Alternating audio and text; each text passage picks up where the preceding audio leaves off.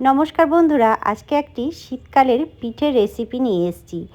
আজকের পিঠের রেসিপিতে থাকছে পালো পিঠে। এটাকে আমরা পালো বলে থাকি। তোমরা কে কী নামে ডাকো অবশ্যই বলবে। তো দেখো রেসিপিতে চলে এসেছি। এখানে আমি 250 গ্রাম মতো গোবিন্দভোগ চাল ভালো করে ধুয়ে পরিষ্কার করে জলে ভিজিয়ে রেখেছিলাম। ওই 3-4 ঘন্টা মতো ভিজিয়ে রাখলেই হবে। তারপরে আমি একটা মিক্সারের বাটি নিয়েছি, মানে হাফ হাফ করে নেব বাটিতে।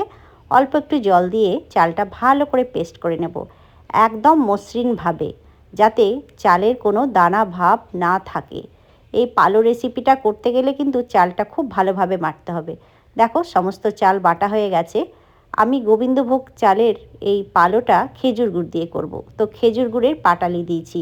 মিষ্টির পরিমাণটা একটু বেশিই লাগে পালোতে। 250 গ্রাম চালে প্রায় 400 গ্রাম মতো খেজুর গুড়ের পাটালি লেগেছে। আর ওই 4-5 চামচ মতো আমি নারকেল কোড়া দিলাম। তো নারকেল কোড়াটা দিলে কিন্তু টেস্টটা খুব সুন্দর হয়। নারকেল কোড়া ছাড়াও করা যায়। পালোটা কিন্তু আমি জল দিয়ে তৈরি করছি। এটা কিন্তু দুধ দিয়েও তৈরি করা যায়। তো দেখো অনেকটা পরিমাণে কিন্তু জল লেগেছে। তো প্রায় আমার 2 মগ মতো জল আমি এখানে দিয়েছি। এই মিশ্রণটা একদম পাতলা করতে হবে। যখন ফোটাবো তখন আস্তে আস্তে এটা ঘন হয়ে আসবে। তো দেখো ভালো করে পাত্রটা ধুয়ে আমি একটা বড় পাত্রে ঢেলে নিলাম। গ্যাসের ফ্লেমটা অন করে দিয়ে দেখো অনবরত আমি নাড়তেই থাকছি। এটা কিন্তু নাড়তে নাড়তে থেমে গেলে বা বন্ধ করে দিলে হবে না, তাহলে তলাতে ধরে যাবে, গুটুলি পাক ধরে যাবে। দেখো আস্তে আস্তে কিন্তু এই পালোটা ঘন হয়ে আসছে, এই যে মিশ্রণটা। তো দেখো ফুটতে শুরু করেছে। গ্যাসের ফ্লেম লো করে তৈরি করতে হবে। কি করে বুঝবে? এই দেখো খুন্তি থেকে ছেড়ে ছেড়ে কিন্তু পড়ছে। তখন কিন্তু এই যে কেটে কেটে যেটা পড়ছে সেটাই বুঝে নিতে হবে যে পালোটা আমার হয়ে গেছে। যখন একদম ঘন হয়ে আসবে আর খুন্তি থেকে ওপর থেকে তুলে তুলে দেখবে কেটে কেটে পড়ছে, তখন বুঝে নেবে হয়ে গেছে। গ্যাসের ফ্লেম অফ করে একদম পরিষ্কার শুকনো 3টে প্লেট নিয়েছি, ঢেলে নিয়েছি। তো দেখো 3টে প্লেটে হয়েছে আমার, খুব সুন্দর হয়েছে বন্ধুরা। সারা রাত্রি রেস্টে রেখে দিয়েছিলাম, সকালবেলায় পরের দিন সকালে আমি তোমাদের দেখাচ্ছি। তো দেখো পরের দিন সকালবেলা রান্নাঘরে চলে এসেছি।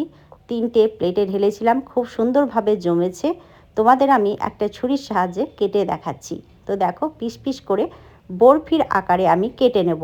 আর এত সুন্দর জমেছে তোমাদেরকে সেটা আমি হাত দিয়ে তুলে দেখাবো বন্ধুরা।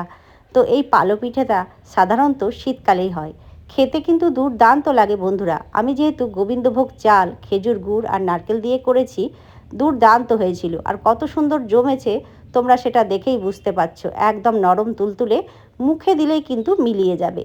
দারুণ টেস্টি হয় বন্ধুরা। তোমরা এরকমভাবে একদিন বাড়িতে করে খেয়ে দেখবে শীতকাল শেষ হওয়ার আগে। তো দেখো একটা প্লেটে আমি হাফ তুলেছি, হাফ কিন্তু প্লেটের মধ্যেই আছে। আজকের পালো রেসিপিটা কেমন লাগলো কমেন্ট বক্সে লিখে জানাবে। Like, share and subscribe